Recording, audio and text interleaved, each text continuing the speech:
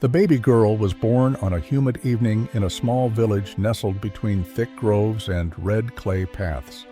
Her cry was soft, barely louder than the breeze outside. But when the midwife lifted her into the glow of a flickering lantern, silence swallowed the room. Across her tiny face, from brow to cheekbones, lay a deep bluish-purple birthmark, symmetric and haunting, like a shadow that had settled over her eyes. Her mother, Amara, recoiled. Her father, Jonas, turned his head away, and her grandmother whispered the words that would shape the child's fate. "She carries a curse." Amara, pale from the delivery, wept without sound. She had dreamed of a baby girl for years. She had even picked out a name, Nalia, meaning light. But now, cradling the swaddled newborn, fear seeped into her chest. Her husband didn't speak. He simply stood up, walked outside, and didn't return until morning. In their village, old tales lingered like morning fog. Marks on babies were seen as omens, good or bad, and Nalia's was too unusual, too visible, too unnatural for them to ignore. Neighbors came and went, bringing dried herbs, strange glances, and pity disguised as advice. One aunt said, "Cover it with clay, it might disappear." An uncle muttered, "No one will marry her." The family's pastor refused to touch her. Even Amara's own sister, Lena, who had once vowed to help raise Nalia, pulled back. "You must think of your other children," she warned. "People talk." But Amara had no other children. Nalia was her first, and perhaps deep down, that's why the betrayal cut so deep. The birthmark didn't hurt the baby. She slept soundly. She nursed gently. Her eyes, when open, were round and dark, full of a silent curiosity. But to the family, the mark was louder than any scream. They kept her inside. No one was allowed to visit. They gave her no name. Jonas refused to hold her. Amara tried, but every time she looked at Nalia's face, guilt twisted in her stomach. Still, she couldn't bring herself to do what Jonas began to suggest. "We can take her to the capital," he whispered one night. "There are places." "What kind of places?" she asked, but she already knew. Weeks passed. One morning, Jonas announced they would visit a clinic. He dressed Amara and the baby, packed a small bag, and avoided her gaze the whole ride. They didn't stop at a clinic. They stopped at a tall iron gate with fading white paint and a rusted plaque, a Hope Haven orphanage. Amara's breath caught. She clutched Nalia tighter. The child slept, wrapped in a soft white towel, unaware of the decision being made above her tiny head. "Jonas, no! Please!" Amara's voice cracked, but he had already rung the bell. An older woman answered. Her eyes were kind, her hands gentle. "Another drop-off?" she asked softly, like this wasn't the first. "No papers," Jonas said. We can't keep her." The woman looked at the baby's face and sighed. "She's beautiful," she said. Jonas flinched. Amara trembled. Her hands shook as she laid the baby in the woman's arms. She kissed Nalia's forehead once, just above the mark. "I'm sorry," she whispered as tears streamed down her cheeks. They turned and walked away. Nalia didn't cry. She just opened her eyes, wide and silent, as if she already understood. As the gates closed behind her parents, Nalia's new life began, not as a daughter, not as a beloved child, but as the baby with the mark.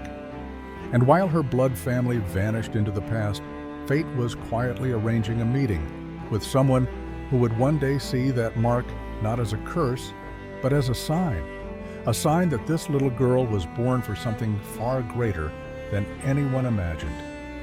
Nalia never asked about her birth family, not when she turned 5 and noticed no one else in the orphanage had her mark, not when she turned 9 and overheard the staff whisper that she was left behind.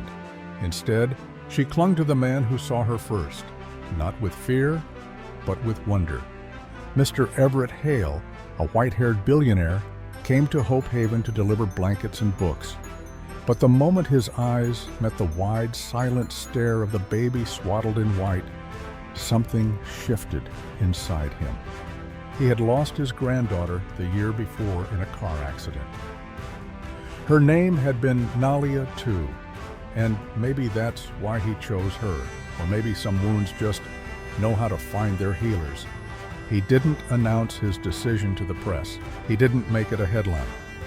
He quietly took her home to a large estate with marble floors, sunlit rooms, and walls lined with portraits of ancestors long gone. He gave her everything, but never once asked her to hide the mark. Instead, he said, "That's where your strength is. It makes you unforgettable." Nalia grew up in silence and books, in kindness and routine.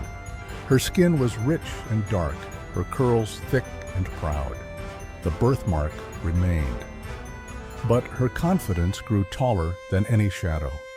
She read everything, from law to astrophysics, history to philosophy. She played piano and chess. She asked big questions. And when Mr. Hale took her to board meetings, she listened better than half the adults. At age 12, she created a math app that helped young kids learn faster. By 16, she was winning national debate contests. At 18, she delivered a TED Talk that left the world stunned. Her talk was titled, "What They Called a Curse Made Me See Clearer." She didn't mention her birthmark once, but she spoke of feeling unchosen, of being called names, of becoming what she wished someone had been for her. At the end, the audience stood, not for the speech, but for the soul behind it. Mr. Hale sat front row, hands trembling, tears rolling down the side of his cheeks. He couldn't stop whispering, "That's my girl, that's my girl."